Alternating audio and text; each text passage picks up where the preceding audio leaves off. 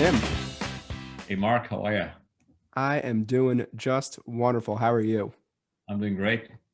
Tim, I'm so excited to have you here. And you have a really interesting perspective on what's going on in the contact center space. It seems like it is white hot right now, but it wasn't always that way. It wasn't like any contact center tech could get funding, especially from the VC world and the Silicon Valley world.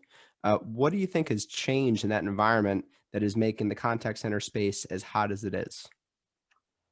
Yeah, actually, that's a great question, Mark, because I think venture dollars and finance dollars actually follows where the money goes. And what's changed over the last decade is that, and we've been seeing it, is that the world has gone direct to consumer. So more and more people are buying goods and services, directly from the manufacturer or the producer. You've seen the boom in e-commerce happening. This is even pre-COVID, right? And the second thing that's happened is that there's been a switch in the way people pay for services. So the emergence of what I call the subscription economy, right? So um, transactional economy is now becoming subscription. So when those two things happen, the relationship that a company or a business needs to have with its customers dramatically changes, because you're not a transactional person anymore. I hope to keep you for many, many, many years, right? So when that happens and these transactions are coming directly and there's no middle layers, right, then the companies have to react proactively and really rearrange how they interact with their customers.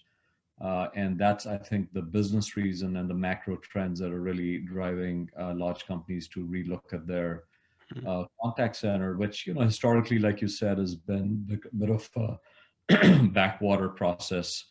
Customer support, not front and center with the CEO. Today, being intimate with your customer, because there are long-term relationships and they're coming directly at you, contact centers become one of the prominent investment areas and focus areas for Fortune 1000 CEOs, and they can only ignore it at their own peril.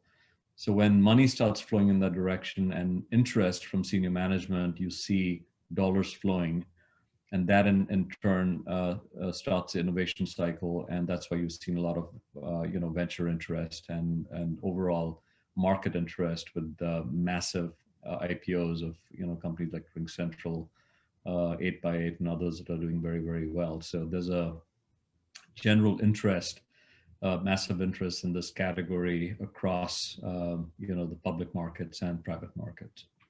With the direct to consumer change, if you almost could bucket the impact into several buckets, and you could say the direct to consumer change in the economy is causing fundamentally a shift A, shift B, and shift C in the contact center space. What do you think are the major shifts that the contact center space is making to adapt to how consumers are changing their preferences for how they want to buy? I think there's a couple of layers to your question. I think the first is that direct to consumer was normally always thought to be that's a goods or services that is purchased by an end consumer. That is not the case anymore. These direct kind of channels are also affecting B2B, right? I'm on the board of an e-commerce infrastructure company, and a third of the customer demand is coming from businesses, the B2B channel, Hmm.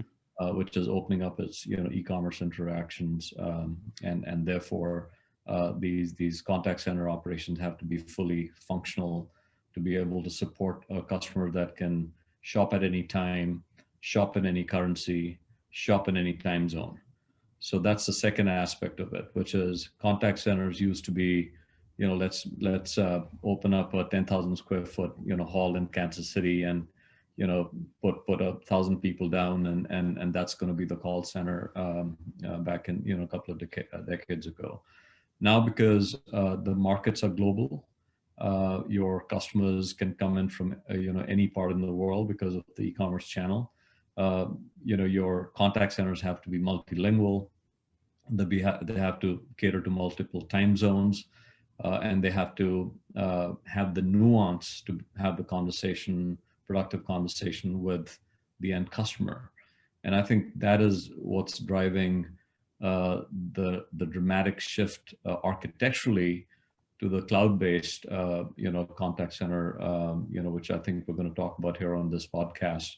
But I think those business drivers, which is where your customers, the international, will buy when they want to buy, kind of the Amazon effect, if you may, right? That's what's trickling into every part of the industry, and that's why there's a need for the flexibility for contact centers architectures. Right. I was talking with a BPO today, over tens of thousands of seats. Mm-hmm. And I was asking them, what does the modern consumer expect from a contact center interaction now? If you get a human on chat or on phone and you're sitting there talking to a human, what do you expect? And I'm curious, when it comes to that nuance, Tim, what are the nuances that consumers expect out of the live human contact that might be different than hitting a virtual agent or an IVR? Well, interestingly, I think the expectation now is they expect the efficiency of a non-human contact when you're on Amazon and you click a button and the order happens. So they expect that efficiency, and they also expect the emotional quotient, right? When they talk to a human being, they expect the contact center agent to be hitting on kind of the high points on both those axes, right? Which means that you have to come to the table as a contact center agent, to have the ability to do a very efficient transaction end to end, right? And also post call, how the interaction doesn't finish when you hang up. It's also what you do post call. That's super important, right? And I again go back to habits getting formed by what the best in class do. So for instance, when you order on Amazon, right, the minute you order, you start getting a tracking text that says, okay, your package has reached here and the package was here, and now the package has been delivered. How was the service? So that whole interaction chain post transaction is what customers are expecting from a contact center interaction, number one. Number two is, so that's the efficiency axis, right? And the completeness axis of the transaction, whether it was a customer service call or a sales call. But overlaid on top of that, the human aspect, which is understanding what my issue is or my questions are, and delivering that in a very, very meaningful and cogent way, is what the expectation is. And that's why I think some of the technologies that is leading to your success in the market, which is um, almost knowing what the customer is going to say and then helping them along in a very proficient way. I think that's where the expectation and the puck is moving, and that's why I think folks that are providing technologies that are powered by AI that makes the agent into a super agent, because everything is moving to the cloud and because customers are coming from all directions with all kind of language skills and expectations. I think contact centers are going to have to reinvent and invest in this kind of technology, which is, bodes really, really well for you and others that are innovating in this market. It is such an interesting observation that consumers want the interaction to feel like a human interaction, but to work like a digital interaction. Like Exactly. it should have that emotion of talking to a human and feeling like someone cares about your issue. But the experience should mimic, what you have when you're online doing one-click purchasing from Amazon. Exactly. Exactly right. One of the things that I've been wondering is, with the way that consumers are, um, with all the things that they expect out of the contact center experience and out of the agent, um, is it harder to deliver a good customer experience today, or has the technology and the tools met the increase in expectations that our consumers have? Uh, I think the surface is so large, and the amount of innovation that's possible is so hard to do, just because it's very nascent in its birth right now. I mean, the penetration of AI and AI powered technology in a market that's, you know, decades old. The contact center market, you know, I got into it in the early 90s, and, you know, the state of the art used to be how fast can you transfer a call, right? It was all focused on the efficiency aspect from ACDs and dialers, inbound and outbound, and you know, that was the sort of what everybody focused on. Now I think that is somewhat table stakes, and especially so because this infrastructure is moved into the cloud as a delivery mechanism, right? So once it moves into the cloud, all the other cloud capabilities, which is all this compute and all this processing power that is sitting very adjacent to your IVR and ACD infrastructure, becomes available to make the life of the contact center agent better and more efficient. So this has just happened, Mark, literally in the last, you know, couple of years, as you well know, that the cloud contact center as a service market, right? Today, of course, it's growing, and it got accelerated by COVID, right? It's sort of growing at 30% year on year, and you know, sort of in that $18 billion expected zone by 2024, which is a massive market. But what's more interesting is that the shift is even more dramatic. Like today, it's, I think, in the low teens if you think about the overall penetration between on-prem and off-prem in the cloud. By 2024, it's going to be 88% in the cloud, right? So in a 5-year period, it's going to have this massive shift, and in that massive shift, the power of the cloud is going to be available to innovators like yourself that'll start applying AI and AI techniques to make the contact center experience more efficient for the agent. Because the agent, by the way, there's only 1% efficiency in the agent's life because of AI today. And that's expected to go into double digits, you know, here in the next 4 to 5 years. And that's going to come by way of the kind of things that we were just talking about, where they are more complete, they're more empathetic, they're more precise, they're more endearing to the person they're having a conversation with. And I think that'll all be delivered through the efficiencies of AI. If the $25 billion plus CCaaS market is the foundation of how call centers are interacting with their customers and how they can deliver value to their customers, and it's a $25 billion market, what do you think the market is for the tools and technologies and the cloud services that kind of reach into the CCaaS ecosystem and enhance different parts of the customer experience, or create some sort of capabilities in CCaaS that weren't previously there? What does that market look like? Yeah, that's a very interesting question. I actually have a relatively controversial answer to that, and I'll say it anyways. Many people think that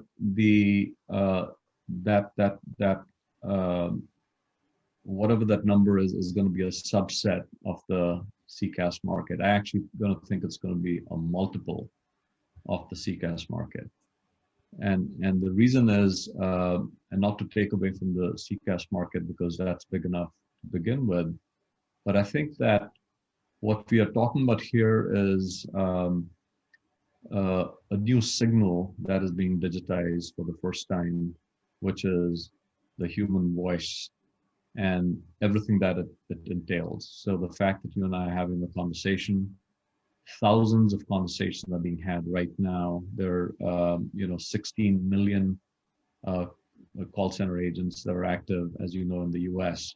So imagine all of those people are having conversations today. Billions of words are being said and uttered, right?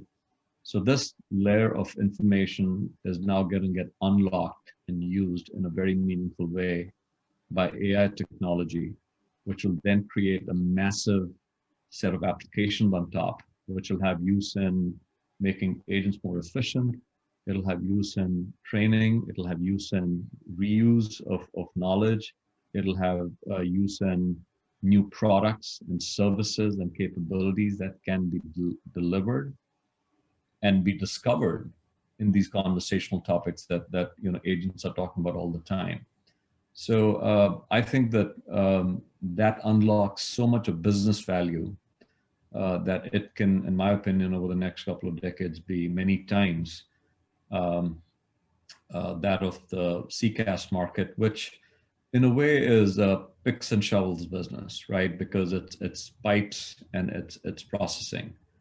And that market is directly proportional to how many agents there are and how many calls are coming in. So that doesn't grow as much, but the conversational layer, right, which is this untapped data stream that has been unlit for the last 3 decades, suddenly gets lit going forward because you are now processing this data, digitizing it, analyzing it, and then using it for business purposes. So I actually feel we're literally in the first inning of what I will bet will be a 20, 30, $40 billion market in the coming decades. And we're at the forefront of it. I'm super excited to see what the next decade brings.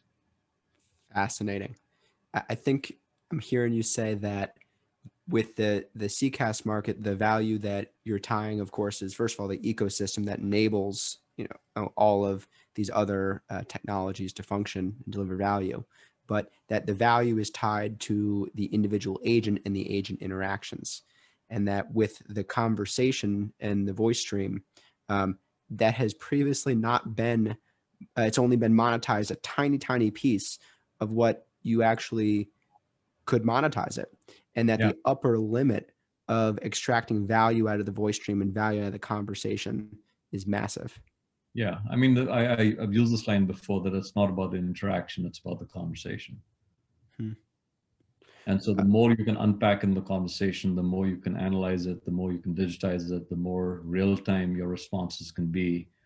I mean, honestly, the opportunity is limitless, right? If I went to a bank and I told them that you don't need to do surveys, I can literally have you listen in to a billion conversations simultaneously, and I will tell you what your customers are asking for by way of product for the next year.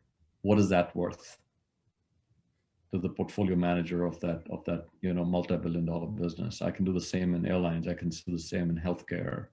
I can you know take that those conversations and unlock directional value on which you can build business value. And I think that is the untapped potential that we're talking about here. One of the things that's interesting in the contact center space is how massive the market is. And I think that influences it creates a very interesting competitive dynamic, because on one hand, everybody is seeing this massive opportunity and chasing at it with their full resources and full intensity. At the same time, the market is so big that in a lot of cases, you might not come up against competitors as often as you'd expect. Yeah. What are you seeing in the competitive dynamics and how all these different players are going for an opportunity, and what, if you're a technology company in the contact center space, should be thinking about? I think you're right. The market is massive, and this is where I think multiple billion-dollar companies in revenue. I'm not talking market cap. Market cap would be many folds of that can be built without effectively running into each other. And that, by the way, happened in the first generation of contact center markets, right? When I was, at Scopus Technologies back in, which was in the CRM space, during that time, there was, in the CTI space, there was Genesis, there was Geotel, obviously Avaya. I mean, those are all still very large players, right? But then, the company to have massive revenue streams, and on top of that, a whole slew of new UCaaS vendors came to the market and are also thriving, right? So it's a massive market for sure. I think we're going to see a couple of things. I think the big cloud guys are going to start providing core infrastructure capabilities, which we can call the dial tone or routing the dial tone. And I think those are, you know, and then directionally we're already seeing that. Now, how successful they can be is still a question, because I still feel for different than say, you know, you're just taking AWS as an example, different than the way you give compute and storage across a horizontal market. Call center and contact centers still happen to be very, very specialized. And so the minute specialization starts happening, it falls out of the wheelhouse of these classic cloud providers. So I think that's why you're going to see coexistence between what I'll call specialized, CCaaS and big cloud vendors. There'll be sort of competition. I think they're going to exist alongside each other. But then the innovation on top of that is going to be application companies like ours that are really building the next set of efficiencies in this new substrate that is the contact center in the cloud. So my recommendation to all the companies here is that you have to play your own game, and you have to sort of define what piece of this market are you going to go after. What is the customer segmentation? Which kind of vertical are you going to service first? And then, play your own game. I think the market is massive, and I don't think you're going to see too many people, bumping into each other for market share anytime soon. Now, that might start happening when you become $1 billion company, but till you get there, I don't think you have anything to worry about. Yeah, see you there soon. With the CRM space, one of the things that I think is really interesting and happening in the contact center space is that the CCaaS providers, especially in the SMB market, are more and more serving as the system of record, or very, very close to the system of record for these companies. But at the same time, CRMs like Salesforce are making a pretty massive, and it appears successful push into the contact center market to serve as the system of record, even though they're more expensive.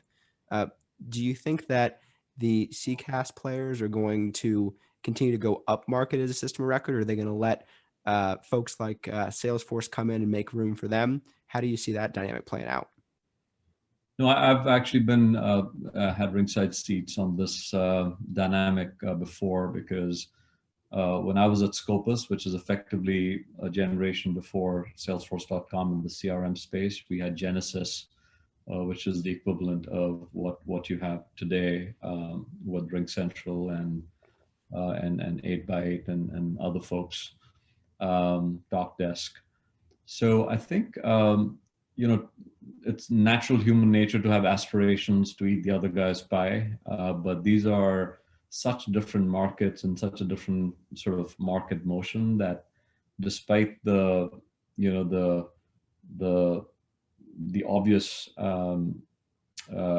interest, right, by the infrastructure guys at the infrastructure level, this would be the Genesis of the old world, and the RingCentrals and Avaya and the 8x8s of the new world, where they think they can move into the application space. The application space happens to be very domain specific, because the minute you start talking about CRM, the next thing you start thinking about is CRM in the context of a vertical. And then things start going, awry very soon if you're a CCaaS provider trying to move into the CRM world. So the reason I think, Mark, you're mentioning that some of the guys that are in the SMB market, they can get away with it, is because the business processes are very simple. When the business process is simple, you can get away with a simple business application that you can wrap and roll and give to the customer. The minute you start sliding into the mid-market and the upper mid-market enterprise, the divergence between what the customer expects from the business application layer is very, very different than the infrastructure layer. And that's why you don't see in the mid to the upper end of the market, people kind of crossing between one and the other. Mm-hmm. So you're saying that in the CRM space, the power to specialize and the power to even customize a general solution for a specialized use case is going to continue to make that solution particularly compelling and be something that is going to give the CRM players a pretty good foothold in the market. Yeah, and which is why I don't think you've seen, I don't think you will see Salesforce coming into the in the CSaaS, in the infrastructure side of the house. I don't think that's. I mean, they've got plenty of innovation still ahead of them, as you've seen with the acquisition of Velocity, which was a vertical CRM company. They're further going into vertical stacks, and recently they've gone to collaboration with Slack, and so they're trying to just be more dominant in the business layer where there's plenty of innovation happening. How about some of the really hot tech players that are new to the contact center space or newer? Folks like RingCentral, folks like Amazon and Google. What sort of dent do you see those type of companies making? Yeah, I think they have a phenomenal run ahead of them. I think we have seen RingCentral, in particular, that's done extraordinarily well recently in the public market, and they are the beneficiaries of obviously what's happening, with COVID and the pressure COVID has put on remote communication. So with Zoom kind of coming in and really building a massive franchise on the real-time communication and collaboration space, that's one area that certainly RingCentral has occupied, and drifted into to become even more of a competitor.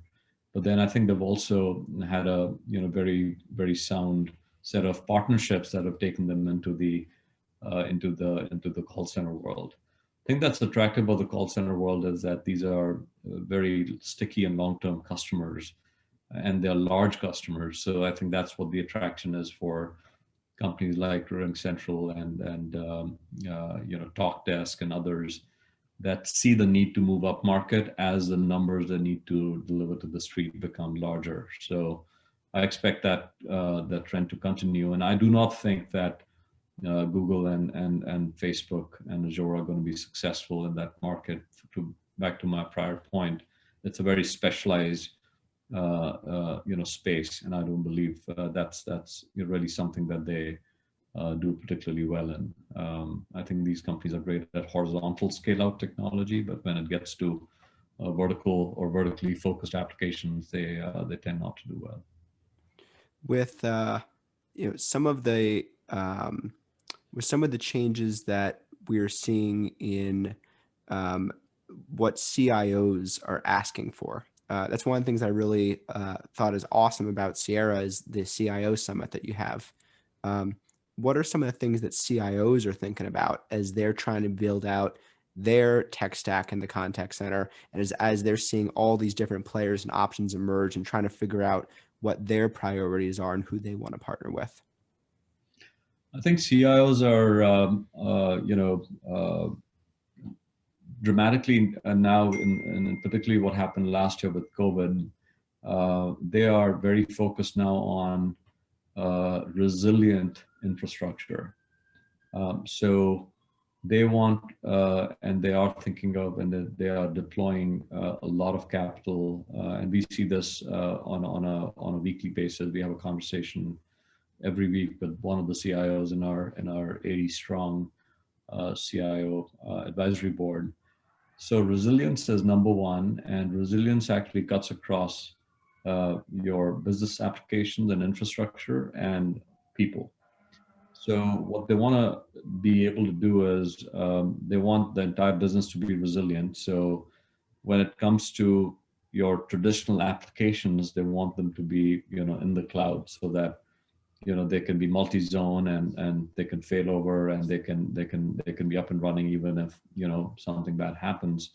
to the on-prem infrastructure. So that's one. But when you start moving to the contact center, sort of infrastructure, that by definition has to be pushed in the cloud, because cloud gives you resiliency on a number of fronts. But the most important resiliency it gives you is actually its effect on the people aspect of things. So that's something that they had never thought they'd counter before COVID happened. And from what I read, and I was listening to Anthony Fauci's COVID task force conversation yesterday, and they talk about the different variants of this virus that are emerging with potentially additional booster doses that we need from Moderna and AstraZeneca, et cetera.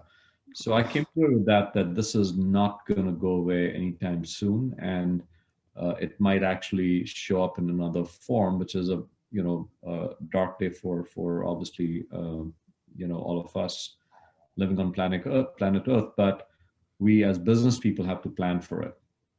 So what that means is you cannot rely on this large call center with thousands of people. You have to have infrastructure resiliency that can allow you to run a massive contact center, where your people could be anywhere, right?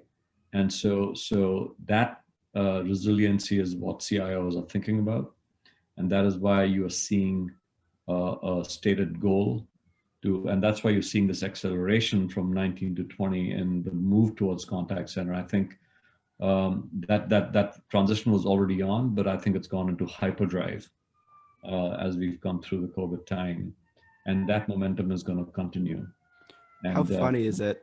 Oh, sorry, Tim, go ahead. no, and I think it's phenomenally beneficial for the contact center agent, both in terms of I think how well they can do and how free they can be with their time. As you know, and I've met many of these people that find people with great families, working very hard hours, right?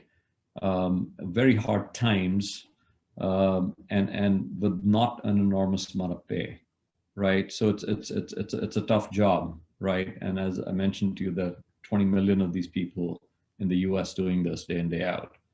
So to be able to use that and move that population, where they can work from home, they can have more flexible times. We can reach out more into rural areas and employ more people, right? We can have, our countries becoming more diverse.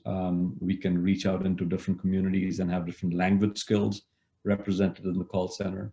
These are all the positives that come from moving the infrastructure into the cloud, which is kind of where I think CEOs' heads are right now.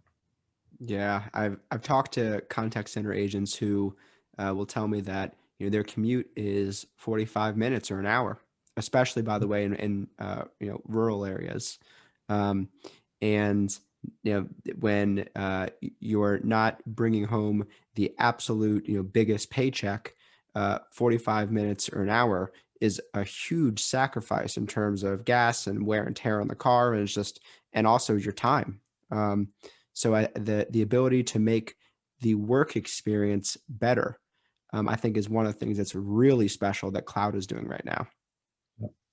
And I think the other, to the other point I was making is, which is, the digitization, right? The whole let's go digital was something that was a bit of conversational topic kind of in the back end of the last decade, but I think it's really accelerated now. And when you're putting your goods and services where customers can buy and transact over the web, your contact center and its capability to service the customers that have questions when they're buying or have bought, and now have customer support calls, all that has to be equally resilient and 24 Hmm. by 7, because customers are now buying and expecting service 24 by 7. So I think it's the glory days, I think, are ahead for the contact center market, and we're going to see a lot of innovation in Yeah, space. it's funny. Resiliency used to mean I have one location in California and one location in Georgia, and that's resiliency. So if there's a hurricane, I'm covered. Um, and I think that we saw the cloud put a whole another layer of resiliency that hasn't been seen before. That's correct. That's correct. I wonder if there's an even more macro layer of resiliency, if you will. And what I mean by that is, um, you know, we're talking about the ability to service your customers in any context or any environment, regardless of what's happening in the world. But I wonder if there's a 3-year or 5-year resiliency that a strong contact center operation can contribute to the business, almost a strategic resiliency because you have this close ear to your customers and this operation um, where customers are calling in or chatting in or whatever they're doing, and you're able to turn those interactions into revenue opportunities and profit opportunities for the business. Is there a sort of strategic resiliency that a good contact center operation can expect to be able to weather hard times in general better? Or do you think it's pretty focused on simply being able to do the transactions regardless of the environment? No, no, I think it is absolutely a strategic impetus that the contact center has. One is, I think, support and support, whether you're supporting a sale or you're supporting a customer that's already bought, is 100% become a key, CEO level topic because of the shift to a subscription economy. When you and I can start buying cars on a subscription, we've shifted to a subscription economy, right? Yes. So, which means that customers are expecting a long-term relationship with you, and you better be treating them as such, right? Because they are no longer. It's not just longer about the transaction. So the lifetime value of the customer is important, and that's why the strategic nature of a contact center becomes very, very important. That's one dimension, right? The other dimension is the codification of the spoken voice. And this is the first time in the history of the humankind where we've been able to codify business conversation at scale. And that is the other uh, strategic aspect, which is uniquely offered by a contact center, which because of what they do, can offer at scale these insights that are transformational to the business, well beyond shoring up that sale or saving that customer, right? It's a longitudinal data stream, which when analyzed using AI can provide massive product ideas, service ideas, competitive ideas, or competitive threats and how to respond to it to businesses. And I think that's where the contact center will go in the future. And I think any um, you know head of contact center or head of contact center operations that is listening to this or is one of your customers should be thinking that way, because uh, the next decade is going to be all about moving from a defensive posture, which is what contact centers have typically been in, to an offensive posture, where you're actually adding to the top line of the company in many ways. I was recently talking to the CIO of one of the big automakers one of the big automakers, and what he was saying is that they think one of the biggest opportunities in codifying speech and business language is the ability to proactively pick out when a part or a vehicle is faulty, and be able to collect all of that information across thousands or millions of phone calls and be able to figure out, aha, it looks like there might need to be a new part that is shipped out here or some sort of recall. And that the ability to do that proactively and fast um, is worth many, many, many millions of dollars. Yeah. So the auto space is a really interesting example of where codifying the human language has an impact, not just on the revenue side, but also on the cost prevention side of being able to pick up where customers are saying uh, that the costs are higher than perhaps they need to be. Yeah. I've always joked that the contact center is your AWS, or the advanced warning system and the advanced opportunity system. So Hmm. AOS. So, it'll give you, if you listen to what's happening in the contact center, it'll give you an early warning, of something about to happen. And, if there's a new opportunity, right? It'll be a early opportunity system as well in EOS. So I think you're exactly right. The example of the car and maybe a recall that's about to come, if you hear from 100 customers, they're having a particular problem, and there's some statistical reason that's popping up, then you should jump on it as a car manufacturer, and you could be save billions of dollars in class action lawsuits. Tim, I love that. Advanced Warning System, AWS, Advanced Opportunity System, AOS. I don't know if you came up with that, but if you did, we should coin it. It's yours. Yeah, we can share the IP. That's all right. And So what do you think the contact center of 2030 is going to look like?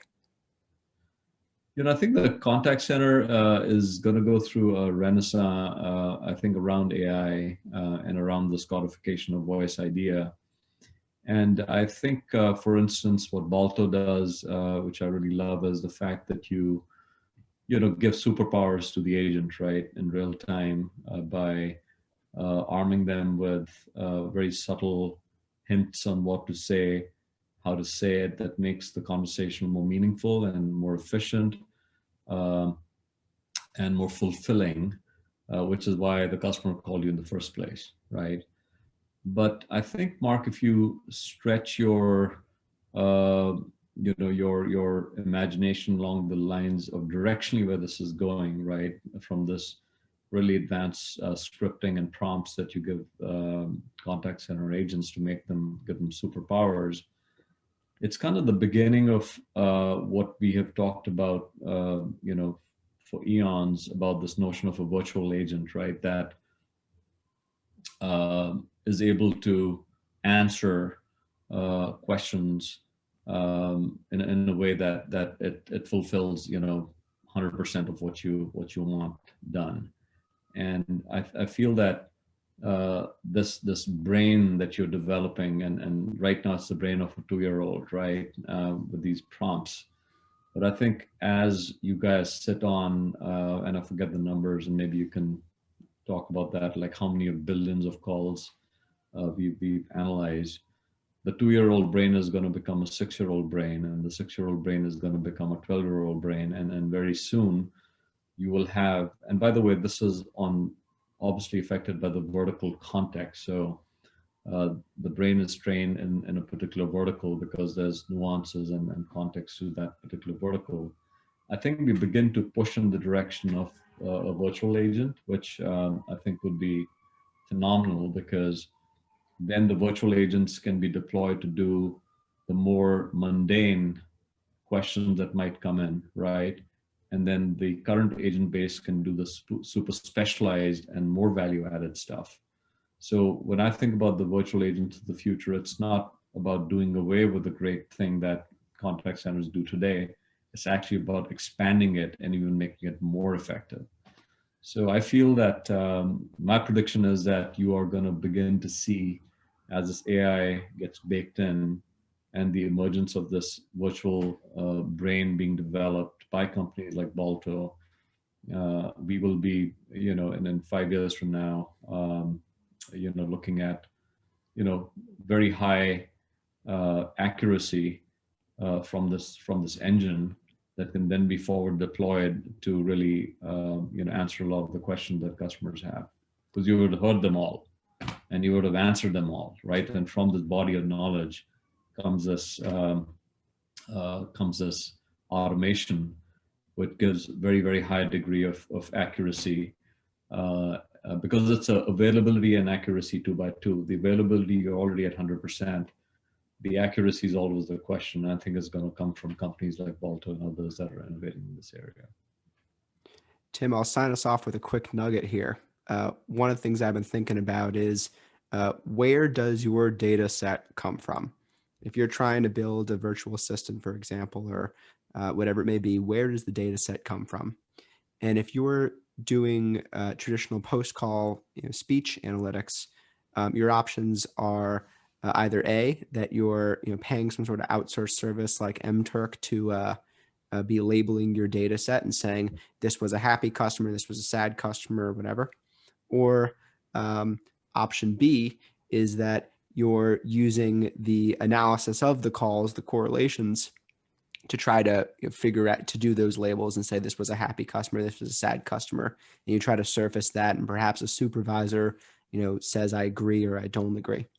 But one of the opportunities with real-time guidance that's so interesting is the ability for the agent right there in the moment on the call to vote and say, I'm telling you what this was. I'm telling you this was a good call, a bad call, a good moment, a bad moment.